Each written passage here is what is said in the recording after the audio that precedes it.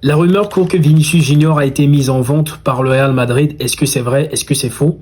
Bon, on va juste essayer de donner un peu les conséquences en ce qui concerne cette rumeur-là. Est-ce que ça pourrait déclencher au sein du collectif merengue? Premièrement, déjà, tu vas perdre ton joueur de poids majeur sur le terrain. Quand je dis bien sur le terrain, comparativement à un autre qui est dans les médias. Vous savez un peu de qui je parle ici.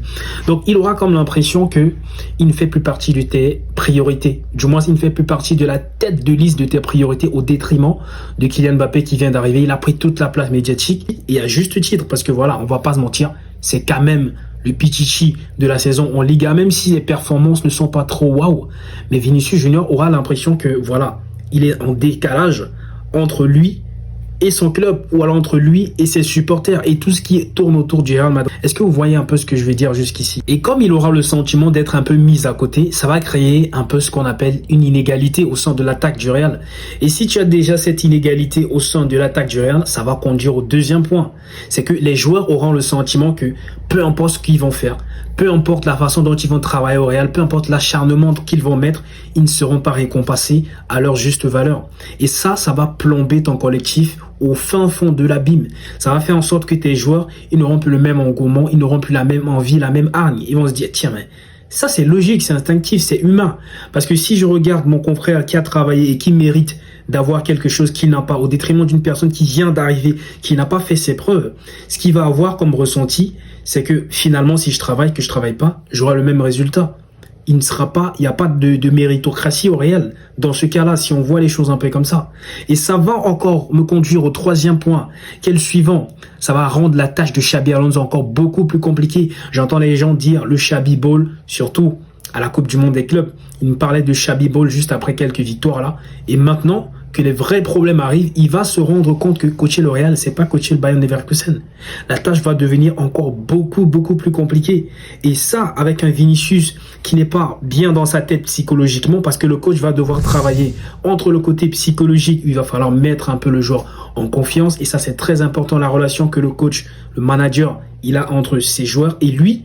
Il va falloir travailler ce côté-là et revenir encore refaire le chantier que Carlo Ancelotti a bousillé selon les Madriennes, pour pouvoir construire quelque chose sportivement qui est cohérent et qui est correct. Et ça va être très compliqué. Vous voyez un peu ce que je dis. Jusqu'ici, est-ce que vous me suivez? Vous voyez un peu la logique dans laquelle je suis? Et quand on rassemble donc tout ça, on va se rendre compte que finalement, performer sur le terrain, on va pas se mentir les gars, ça va devenir une utopie. Clairement, ça va devenir même une hérésie, contrairement aux voisins d'en face où tu vois l'entente entre le coach, les joueurs, la direction, même s'ils n'ont pas fait un mercato, wow, je parle ici de nous, du Barça bien sûr, mais il y a cette cohésion, il y a cet aspect un peu de groupe, de famille là, qui fait en sorte que ça donne de l'envie aux joueurs de se lever le matin et d'aller s'entraîner, d'aller jouer, d'aller donner le meilleur de lui-même. Parce qu'après tout, ce sont des humains. Ce genre de joueurs de la qualité de Vinicius, ce sont des joueurs qui ont besoin d'être bien psychologiquement. Et quand il n'est pas bien dans sa tête, il peut pas produire le résultat. Il peut pas être excellent, performer. Il va faire des matchs moyens. Alors, je suis pas en train de dire qu'il va pas marquer. Il va marquer, mais ce sera pas le Vinicius de 2022, ni le Vinicius de 2023, 2024. Ce sera pas le même du tout. Ne vous attendez pas. Mais détrompez-vous clairement, ça va pas arriver. Et donc, avec ça, tu crées finalement un gros fossé qui sera vraiment très compliqué à refermer. Ça va prendre encore du temps. Est-ce que les Madrilènes, je parle ici des supporters, et même la direction du Real aura donc les crocs nécessaires pour pouvoir supporter ce temps d'attente-là?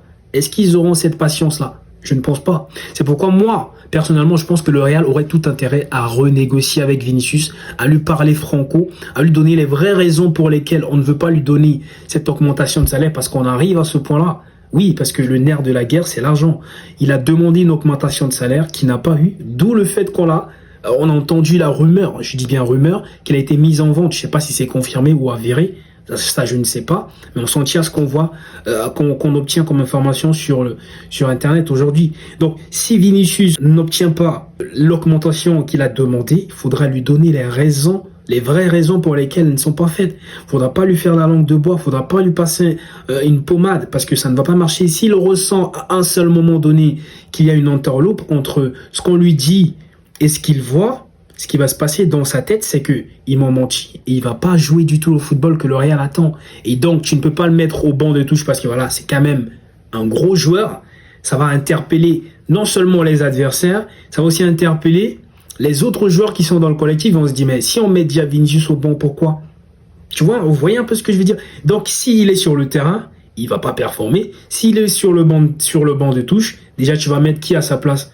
Et dans un collectif encore où tu as un Rodrigo qui est dans une situation pas très intéressante, c'est son frère brésilien, je le rappelle. Donc il y a plein de choses comme ça qui peuvent faire en sorte que l'atmosphère n'est pas bonne pour le joueur. Et quand Vinicius n'est pas bien, je suis désolé de vous le dire, le Real Madrid ne va pas bien. Vous ramenez un Vinicius qui est en pleine forme, qui est content, qui est heureux, vous n'avez pas du tout le même Real. Vous n'aurez pas du tout la même équipe. Il y aura déjà cette cohésion.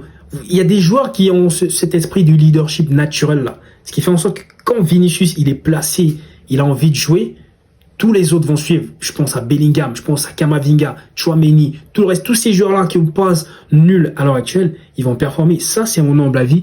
Je ne sais pas vraiment ce que vous en pensez, mais ça reste mon analyse à moi. Je ne sais pas ce que vous en pensez. J'aimerais bien avoir vos avis en commentaire. C'était Nexus et à très bientôt pour de prochains débriefs.